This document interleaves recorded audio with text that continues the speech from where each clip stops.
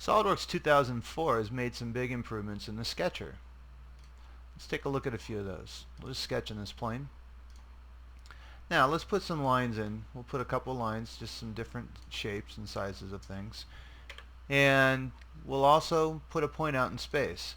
Now the first thing is move, rotate, and scale. Very often it may be desired to take these entities and move them maybe from this point to this point. In AutoCAD it would be using things like OSNAP.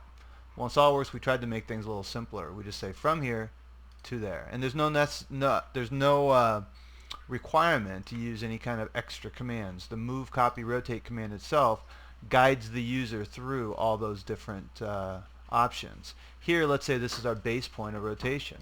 Now it's just a matter of either dialing in the rotation or snapping to another location and getting the exact placement of that geometry. So it's very easy and very simple.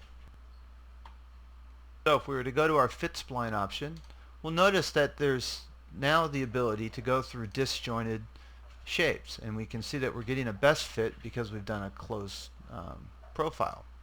And the beauty of this is that the entities stay glued to that sketch geometry. This is going to be great for giving us a nice smooth curve that matches the original geometry very well. Now we may want to also, if we go back to our fit spline, try some other options, like for instance continuing to give it a fit through these different entities. We can say whether or not we want this thing to be a closed spline or not, and again we've got the actual geometry and the shape that we're looking for. For creating guide curves, or creating cross sections, and creating other shapes, this is an invaluable tool for creating a nice smooth profile.